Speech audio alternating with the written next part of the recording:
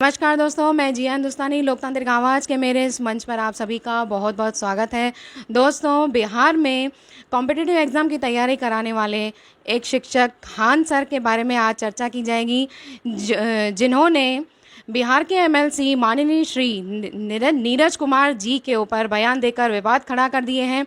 तो आज चर्चा करेंगे इसके बारे में हमारे लोकतांत्रिक आवाज़ के राष्ट्रीय संयोजक माननीय श्री रजनीश सिंह तोमर सर के साथ। सर नमस्कार। सर नमस्कार आपके दर्शकों को। सर, आप बता सकते हैं कि खान सर का बिहार में अभी क्या विवाद चल रहा है? हम आपके इंट्रोडक्शन को सुन रहे थे, आप बार बार खान सर बोल रहे हैं। वो एक लिच्चड़ आदमी है, इसलिए आगे से उसको खान सर नहीं बोलिए। उसका पूरा नाम फैजल खान है और वो मोहम्मद गजनी या मोहम्मद गोरी काल में उसके पूर्वज अफ़गानिस्तान से यहाँ आए हैं। अब वो बाबा साहब के संविधान को ना मानते हुए, अभी मैं बताऊंगा, अपने पूर्वज का जो जगह है वहाँ का तालिबानी जो है भाषा बोल रहा है। इसलिए आगे अगर आप खान सर बोलेंगे तो मैं इंटरव्यू नहीं दूंगा। उस लिच्चड़ आदमी को फैजल खान कह के बुलाइए। ओके सर, ठीक है। आप ये बताइए, फैजल खान का बिहार में क्या विवाद है? फैजल खान का बिहार में यही विवाद है, ये जो है ये चोट्टा 4 गो लाइन क्या पढ़ लिया है। इसको 4 जगह ही पैसा दे करके कपिल शर्मा शो और कौन बनेगा करोड़पति में जा कर के थोड़ा लोकप्रिय क्या हो गया है कि अपने को एक महानतम टीचर समझने लगा है। इस चोट्टा को मालूम नहीं है कि इसी के विषय में 4 गो पूछेंगे ना क्वेश्चन तो जवाब नहीं दे पाएगा। विवाद ये है कि बिहार में एक एमएलसी हैं और एमएलसी को हमें माननीय शब्द कह के बुलाना चाहिए। नीरज कुमार जी विवाद अपने जगह पर है, तो ये नीरज कुमार जी के बारे में बहुत उल्टा पुल्टा बोल करके और सस्ती लोकप्रियता लेना चाहता है। अपने क्लास में लड़कों को बिठा करके पढ़ाने के बजाय ये गलथेथरी क्लास में कर रहा है। तुमको पढ़ाना है न रे, तो तुम रे बेहुदा क्लास में पढ़ाओगे कि तुम जो है नीरज कुमार जी का चर्चा लड़कों के साथ करके उनका करियर खराब करोगे। तो विवाद यही है कि नीरज कुमार जी के बारे में वो उल्टा पुल्टा बोला है। और मैं संविधान पढ़ाता हूँ तो किसी भी हाल में एक चुने हुए प्रतिनिधि के लिए उल्टा पुल्टा बर्दाश्त नहीं करूँगा। सर, आप हमारे दर्शकों को बताएंगे कि नीरज कुमार, जो माननीय श्री नीरज कुमार हैं, कौन?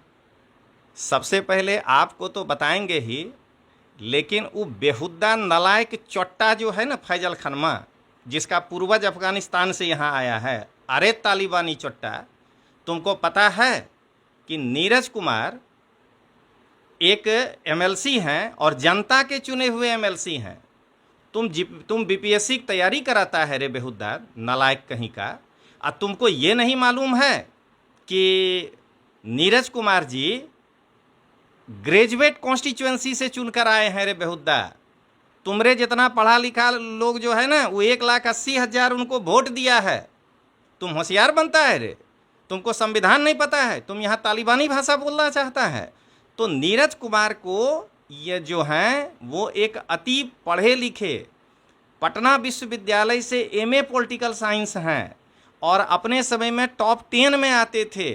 और बिहार के विधान परिषद में वो एमएलसी से नहीं के द्वारा चुने गए हैं या राज्यपाल के द्वारा नॉमिनेटेड नहीं हैं। इन नलकवा को पते नहीं है कि बिहार में जो सबसे पढ़ा लिखा वर्ग होता है स्नातक, उनके वोट से चुन करके नीरज कुमार आए हैं। सर, फैजल खान ये कहता है कि हम गाली देते हैं बीपीएससी को, तो दर्द राजनीतिज्ञ को क्यों होता है? हाँ, बहुत बढ़िया प्रश्न ये उठाया है। क्यों? क्योंकि ये गोरी और गजनी का वंशज, इसको क्या पता कि भारत के संविधान में क्या है। अरे नालायक, अरे टिड्डी, तुम इतनी गो का तो हो। अब क्लास में जो है बानर जैसा मुंह बना करके बोलने से तुम ज्ञानी हो जाएगा रे? तुमको गरियाने का हक किसने दिया है? बीपीएससी के और लड़कों के विवाद में मैं भी लड़कों के ही साथ खड़ा हूं और मेरा भी कहना है कि बीपीएससी री एग्जाम कराए। लेकिन क्या संविधान में तुमको किसी संवैधानिक संस्था को गरियाने का हक है? इसलिए नेता तुम्हारा विरोध करता है कि तुमरे मंदबुद्धि, अपने माँ बाप का कुलंगाड़ बेटा, तुम्हारा माँ बाप जो है ना ऊपर वाला से जो है ये सोचता होगा कि ऐसा कुलंगाड़ बच्चा काहे जन्म दिए जिसको संविधान नहीं मालूम है, क्या कहते हैं, टीचर बनने चला है, तुम संवैधानिक संस्था को गरियाओगे, तुम अपनी बात रखोगे। तो मेरा विरोध उसकी भाषा पे है, इसलिए मैं ऐसी भाषा का प्रयोग कर रहा हूँ। और मैं अपने बारे में बता दूं कि खान जिस समय जन्म नहीं लिया था ना, 93 का उसका जन्म है, तब से मैं यूपीएससी की तैयारी कर रहा हूँ। खान जब 10वां पास किया है ना, तब से मैं यूपीएससी के बच्चों को पढ़ा रहा हूँ। जितना बच्चा वो पढ़ाया होगा ना, उससे ज़्यादा को हम आईएएस बना चुके हैं।